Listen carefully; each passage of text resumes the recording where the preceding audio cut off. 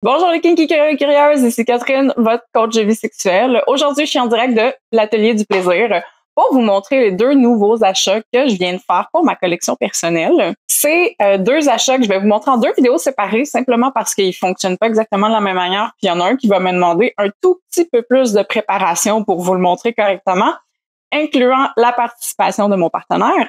Mais aujourd'hui, rapidement, je voudrais vous montrer le premier. C'est deux accessoires que j'ai achetés qui font partie du même concept, du même kink ou du moins du même rôle clé. Le premier accessoire que j'ai acheté, ça faisait longtemps que je l'avais en tête et c'est une camisole de force. Je suis super contente d'en avoir trouvé une vraiment de qualité, on va dire médicale, simplement parce que c'est facile d'en trouver sur Amazon et compagnie qui sont pas chers, en cuirette, donc ils look cool, mais quand tu veux vraiment restreindre quelqu'un pour de vrai, ça devient habituellement impossible de les garder restreints parce qu'ils vont simplement pouvoir arracher toutes les rivets, tout ce qui peut être mis comme sangle super facilement. Donc, ayant bien évidemment un soumis dans ma vie qui est super fort, j'avais besoin de quelque chose qui était vraiment très restreignant ou du moins restreignant pour vrai. Donc, j'ai investi dans une camisole de force. Je vais y revenir dans la prochaine vidéo. Aujourd'hui, la plus petite vidéo que je veux faire, c'est qu'en trouvant la dite camisole de force, j'ai trouvé aussi des nouveaux types d'accessoires. Donc, deux petites bottes comme ça. Et ces petites bottes-là sont très spéciales. Elles sont spéciales parce que il y a d'autres features super le fun que j'ai remarqué aussi avec ces petites bottes-là et aussi sur d'autres accessoires que la boutique en question vendait. Le premier, c'est un nouveau type de lock qui est un lock magnétique. Donc, c'est venu avec un petit accessoire comme ça, qui est en réalité juste un aimant.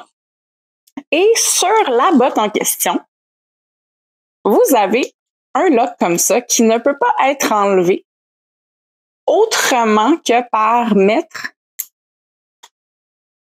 l'aimant sur l'aimant inverse qui va être bien évidemment dans la tête du lock.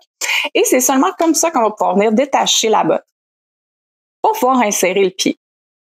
Donc, déjà ça, c'était un feature pas mal le fun. Je trouvais ça intéressant. Je trouvais aussi que ça enlevait un petit peu le côté de devoir avoir une clé ou chercher des clés qui fit avec les bons locks. Parce qu'à un certain point dans le kink, on en a des locks, on en a de toutes les sortes, de toutes les couleurs, de tous les types. Puis, toutes ces clés-là, malgré tout, il faut garder un œil dessus puis être sûr que les bonnes clés fit avec les bons locks. J'ai déjà été obligée de jeter des sets complets de locks simplement parce que je trouvais plus la clé. Donc, avec ça, ça règle un peu le problème. Même si ça apporte l'idée que, avec n'importe quel élément, on pourrait sortir de la botte. Mais au final, quand on y pense un peu, si on veut jouer avec ça, on va quand même garder un œil sur notre soumis. Donc, de là à le voir courir jusqu'au réfrigérateur pour trouver un aimant pour pouvoir se sortir de là, j'ai confiance qu'on devrait avoir le temps de le rattraper d'ici là. Mais surtout, s'il a l'intention de vouloir se lever debout et se sauver, ces petites bottes-là sont très spéciales. Parce qu'à l'intérieur, il y a la possibilité d'insérer une semelle qui est 100% piquante. Donc, on peut avoir la botte sans rien du tout. Donc, juste la restriction du pied. Honnêtement, ça va filer un peu, ça file comme une pantoufle. Mais si on met la semelle à l'intérieur, il y a vraiment la garantie, à moins que votre soumis est aussi un fakir dans une autre vie, que cette semelle-là va l'empêcher de se lever et va le forcer à ramper au sol. Pour mettre les bottes, c'est super simple. Comme je vous disais, on vient enlever la tête comme ça, on enlève la sangle, puis ça pique. Pour mon pied à moi, j'ai acheté le modèle grand. Donc, ça vient en comme deux modèles. J'ai acheté le modèle grand, puis je fais habituellement du 9. Donc, on voit ici qu'il me reste quand même pas mal de place encore.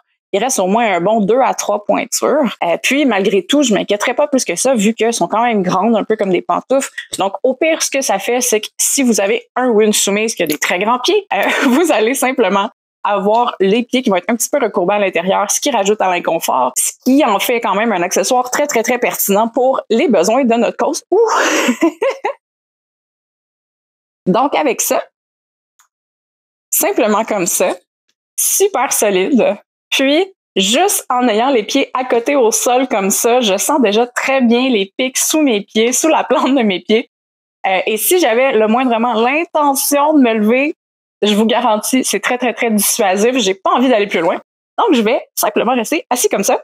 Je suis super contente d'avoir trouvé ces nouvelles petites bottes-là. C'est vraiment une super belle découverte.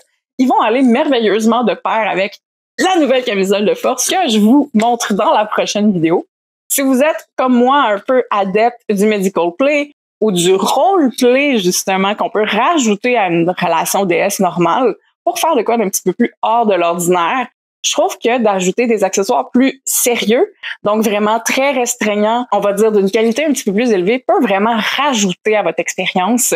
C'est pas obligatoire, comme dans tout, mais une fois qu'on est rendu là, puis qu'on a exploré beaucoup de choses, puis qu'on veut se donner une nouvelle perspective sur une scène qu'on a déjà fait, comme par exemple une scène d'interrogation ou une scène de patient-docteur, ça donne vraiment une nouvelle opportunité. Et dans mon cas, ça m'a même permis d'explorer des nouveaux types de scènes auxquels j'avais pas pensé nécessairement avant. Même si habituellement, on peut faire imagination, acheter les accessoires pour la scène qu'on a imaginée, on peut aussi aller un petit peu à l'envers, dans le sens où on peut voir les accessoires comme la source d'inspiration pour créer des scènes en fonction de ces accessoires-là. Sur ce, mes kinky curieux et curieuses, prenez soin de vous, puis je vous dis à bientôt.